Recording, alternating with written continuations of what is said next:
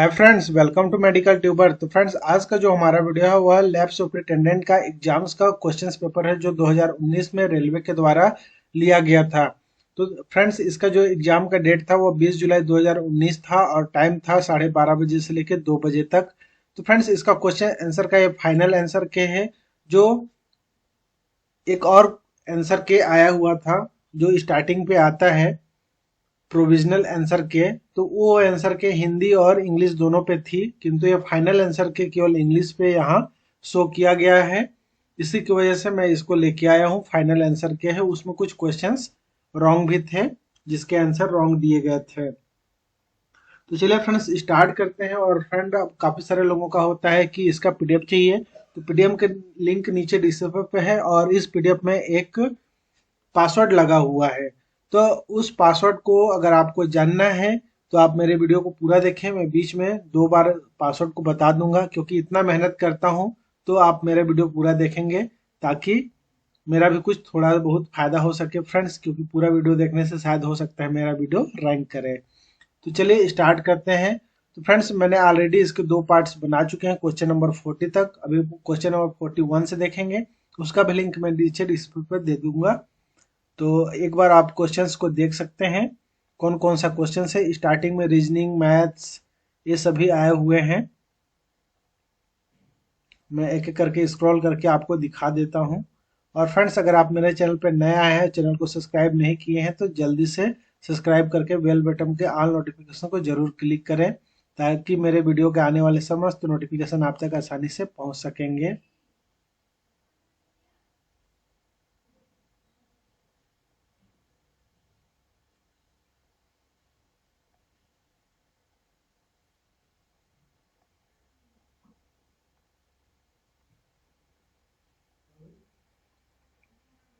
तो फ्रेंड्स, ये रहा क्वेश्चन नंबर 40 कंप्लीट, यहाँ तक हो चुका है। अब क्वेश्चन नंबर 41 से हम देखने वाले हैं। क्वेश्चन नंबर 41, तो फ्रेंड्स है synovial fluids is collected from.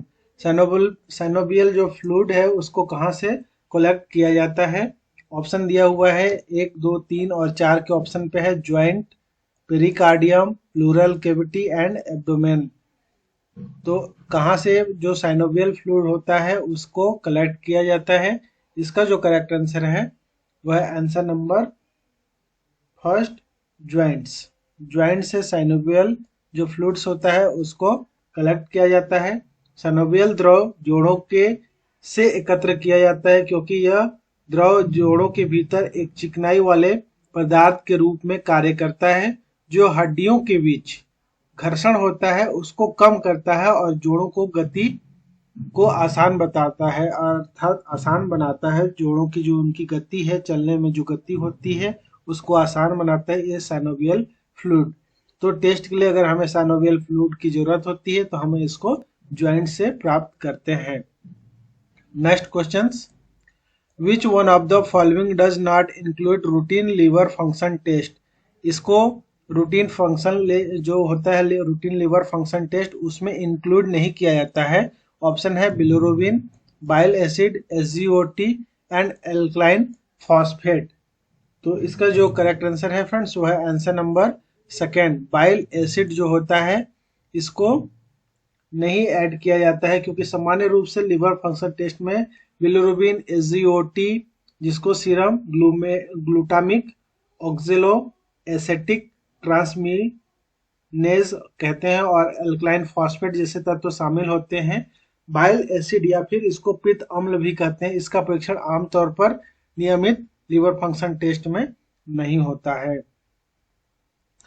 Next question number 43, the reagent used in the estimation of bilirubin is. Bilirubin की एस्टिमेशन में कौन सा द्रव इस्तेमाल किया जाता है। ऑप्शन है पर oxide reagent, urease reagent, diazo reagent and methylene reagent. तो इसमें जो उपयोग किया जाने वाला रिजेंट है वह डियाजो रिजेंट होता है। Answer number third is correct है। बिलिरुबिन का अनुमान लगाने के लिए डियाजो रिजेंट का उपयोग किया जाता है, जो कि रासायनिक परीक्षण बिलिरुबिन के स्तर को मापने के लिए किया जाता है, जो लिवर फंक्शन को समझने में महत्वपूर्ण होता है। इसीलिए यह रिजेंट बिलिरुबिन का टेस्ट किया जाता है। बिलिरुबिन में होता है टोटल डायरेक्ट बिलिरुबिन और इनडायरेक्ट बिलिरुबिन, ये 3 प्रकार के टेस्ट किए जाते हैं। Next question, hormone essay using immunoassay technique required all except option number 1 serum sample, second calibrator, third washing solution and fourth tap water. And इसका जो करेक्ट आंसर है वह answer number 4 is correct answer है, tap water.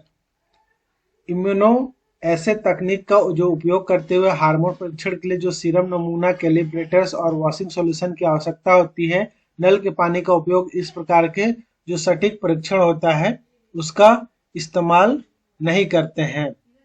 तो इस questions को आपको समझना था फ्रेंड्स कि हार्मोन ऐसे यूजिंग इम्यूनो ऐसे टेक्निक्स में सभी जरूरत होते हैं, तो सीरम सैंपल भी जरूरत होता है, कैलिब्रेटर भी और वॉशिंग सॉल्यूशन भी, किंतु टैप वाटर जरूरत नहीं होता है। इसलिए एक्सेप्ट जो यहाँ दिया हुआ है तो आपको टैप वाटर की आवश्यकता नहीं है, इसका करेक्ट आंसर होता है इसलिए tap water.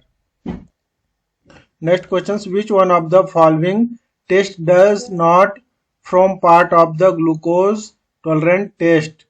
Option number first fasting blood glucose, blood urea, 1 hour blood glucose and urine reducing sugar. तो इसका जो करेक्ट आंसर है वह answer number B correct answer है, आंसर नंबर बी। इसके अलावा ग्लूकोज टॉलरेंस टेस्ट का पार्ट सभी हैं। तो ग्लूकोज जो टॉलरेंस टेस्ट होता है आमतौर पर जो उपवास रक्त ग्लूकोज या फिर 1 घंटे का रक्त ग्लूकोज जिसको कहते हैं, एंड मूत्र में जो रिड्यूसिंग शुगर शामिल होते हैं। रक्त यूरिया का परीक्षण ग्लूकोज टॉलरेंस टेस्ट का हिस्सा नहीं होता है। Next, uniced blood sample taken for blood gas analysis should be analysed within. Option दिया हुआ है 1 hour, 30 minutes, 2 hour and 45 minutes. And इसका जो करेक्ट आंसर है वह सेकेंड नंबर 30 मिनट्स। रक्त गैस विश्लेषण के लिए एकत्रित जो गैर बर्फीले रक्त नमूने होते हैं उसको 30 मिनट्स के भीतर विश्लेषण किया जाना चाहिए। इससे परिणामों की जो सटीकता और सुनिश्चितता होती है वह सही होती है और बने रहती है, और जो गैस मापदंडों में कोई असामान्यताएं नहीं होती है। इसके लिए उसको 30 मिनट्स के अंदर इसका एनालिसिस कर लेना चाहिए, gas analysis. Next question, acid phosphate estimation is done in the disease related to. Option number first thyroid, B brain, C prostate and D स्टेटाइन।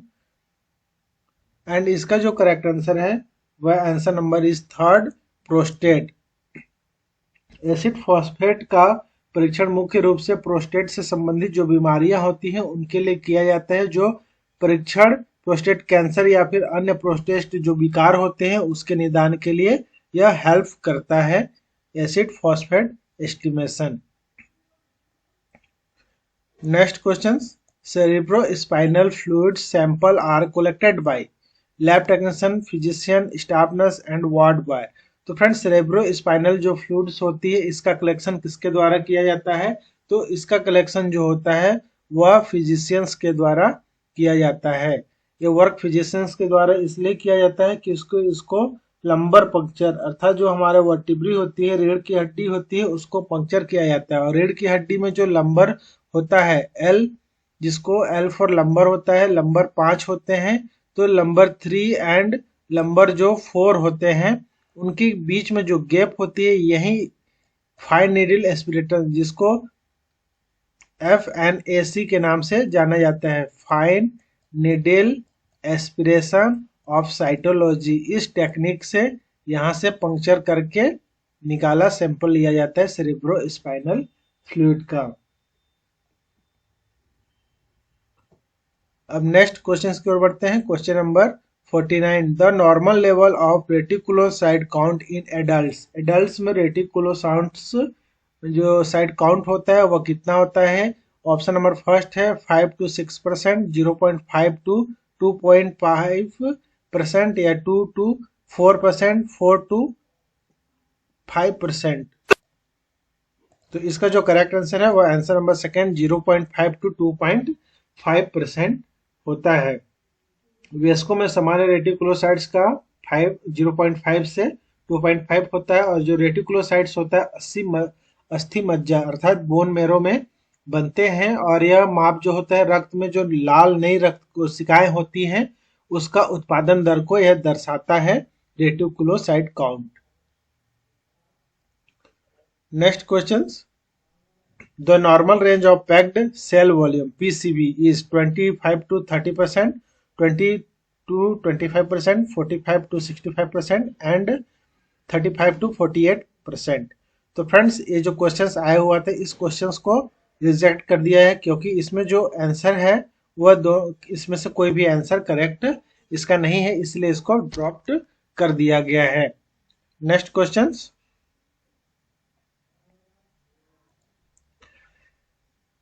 simultaneous presence of anemia, leukopenia and thrombocytopenia is called. Option number first, pancytopenia, megaloblastic anemia, hemolytic anemia and sickle cell anemia।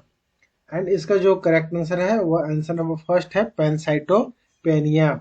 जब किसी व्यक्ति में एक साथ anaemia, leukopenia, thrombocytopenia होती है तो इसे पैनसाइटोपेनिया कहा जाता है। यह स्थिति अस्थि मज्जा की विफलता का संकेत देती है और इसके निदान और उपचार की आवश्यकता होती है। Next questions, microscopic examination of urine is done to find out. Option number first, RBCs, pus cell, cast, all of the above. And इसका जो करेक्ट आंसर है वह है ऑल ऑफ द एबव।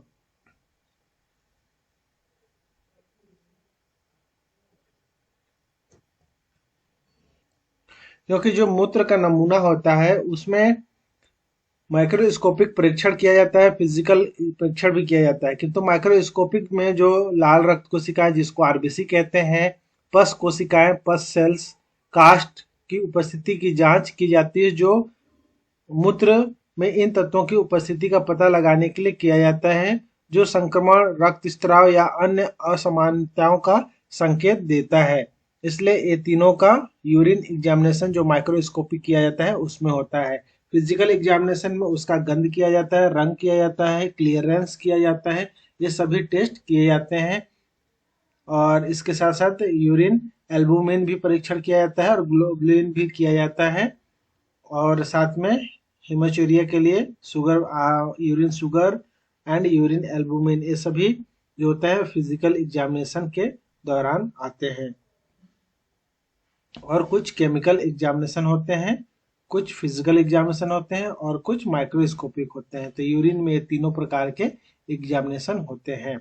और फ्रेंड्स आपको बता दूं, मैंने पहले ही बताया था कि जो हमारे पीडीएफ का पासवर्ड क्या है, तो पीडीएफ का पासवर्ड आप यहाँ देख सकते हैं, edulow.com, izullow.com। इसी वेबसाइट से आपको मेरे बहुत सारे नोट्स भी मिल जाएंगे और यह इसका पासवर्ड है इस पीडीएफ का। तो चलिए अब आगे बढ़ते हैं नेक्स्ट क्वेश्चन से। Sample used for platelet counting is. Option number first, serum, plasma, citrate blood and EDTA blood. तो कौन सा ब्लड इसके लिए आवश्यकता होती है, तो वो होता है 3 और 4 दोनों। साइट्रेट ब्लड्स का भी इस्तेमाल करते हैं, इडीटीए ब्लड्स का भी इस्तेमाल करते हैं, दोनों ब्लड्स का इसमें इस्तेमाल करते हैं। साइट्रेट ड्रग और इडीटीए जो होता है प्लेटलेट्स की गणना के लिए दोनों का उपयोग किया जाता है। ये दोनों एंटीकोगुलेंट्स प्लेटलेट्स को एकत्रित करने और उनकी संख्या को सटीक रूप से मापने में मदद करते हैं। जो बिंटर ट्यूब और वेस्टर्न ग्रेन ट्यूब, दो प्रकार के ट्यूब होते हैं। इस ट्यूब के माध्यम से इसको टेस्ट किया जाता है। तो ट्यूब का नाम भी आपको याद रखना है कि बहुत सारे क्वेश्चंस पे आते हैं कि प्लेटलेट काउंटिंग किसके द्वारा किया जाता है। तो प्लेटलेट काउंटिंग के लिए दोनों ऑप्शन सही होते हैं, Wintrobe tube and Westergren tube method, ये दोनों मेथड होते हैं। एंड इसका रिजल्ट जो होता है वो 1 घंटे में देखा जाता है, 1 घंटे में रेशियो निकाला जाता है। और इस क्वेश्चंस को भी ड्रॉप कर दिया गया था क्योंकि इसका आंसर मल्टीपल आंसर था, 3 और 4 दोनों करेक्ट आंसर हैं, इसलिए इसको भी ड्रॉप कर दिया गया था।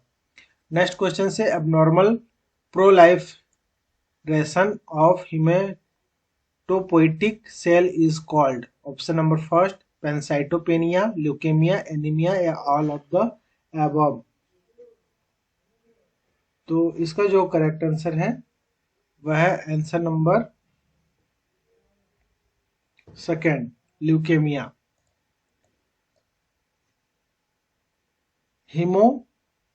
हिमेटोपोइटिक कोशिकाओं का जो असामान्य प्रसार ल्यूकेमिया के रूप में जाना जाता है।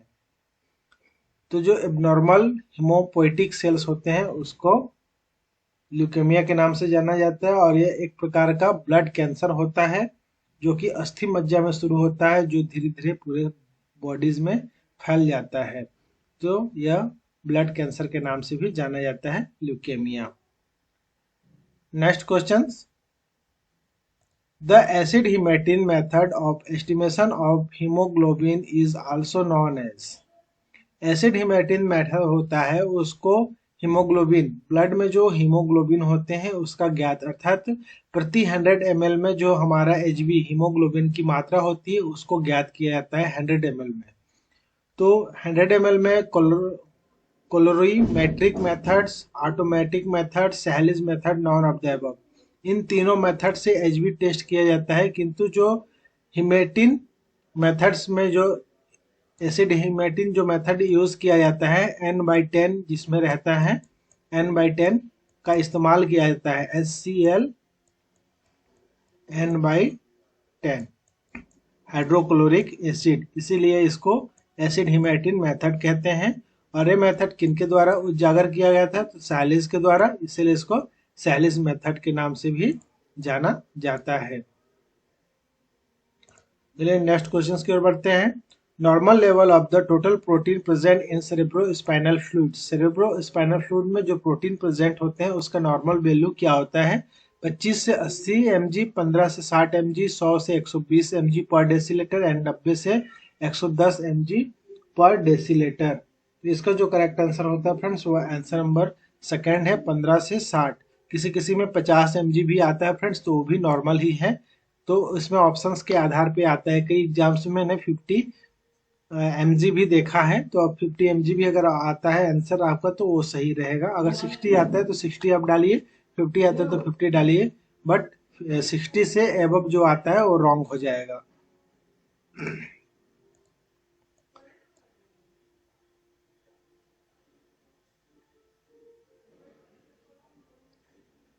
Next questions, which one of the following is the parent cell of platelets. Platelets का पेरेंट सेल कौन होते हैं? ऑप्शन है granulocytes, lymphoblast, megakaryocytes and erythroblast. तो इसका जो करेक्ट आंसर होता है वह आंसर नंबर थर्ड करेक्ट है, मेगाकैरियोसाइट्स।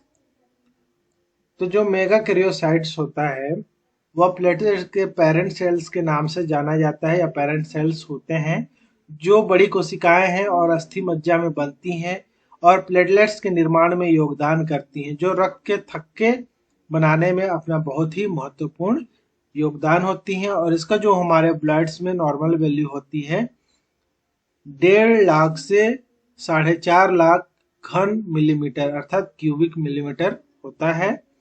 फ्रेंड्स आपको बता दूं जो प्लेटलेट्स होता है वो डाउन जो होता है डेंगू बीमारी में काफी डाउन हो जाता है, 50 से भी नीचे आ जाता है। तो डेंगू बीमारी में प्लेटलेट्स काफी घट जाता है। तो प्लेटलेट्स हमारे बॉडीज में 1.5 लाख से लेकर 4.5 लाख के मध्य होना जरूरी है। Next questions, normal level of MCH means cardiovascular haemoglobin is. MCH का जो नॉर्मल वैल्यू है वह कितना होना चाहिए? तो इसमें ऑप्शन दिया है 1, 2, 3 एंड 4। तो इसका जो करेक्ट आंसर है फ्रेंड्स वो है answer number 4, 29 point plus minus 2.5 पर डेसीलीटर पर डेसीलीटर। एंड इसका जो करेक्ट आंसर है आंसर नंबर 4। यह माप प्रत्येक लाल कोशिकाओं की औसत हीमोग्लोबिन की मात्रा को दर्शाता है और एनीमिया के निदान में महत्वपूर्ण अपना योगदान देता है। तो फ्रेंड्स, मैंने एक बार और बताया था पीडीएफ का जो पासवर्ड है वो क्या है, यहाँ भी बता देता हूँ। जो पीडीएफ का पासवर्ड है वह है easylaw.com। इसको आप सभी को स्मॉल पे ही लिखेंगे फ्रेंड्स, जिस तरीके से यहाँ देख रहे हैं शो है, इसी तरीके से आप लिखेंगे, इस पीडीएफ का पासवर्ड ओपन हो जाएगा।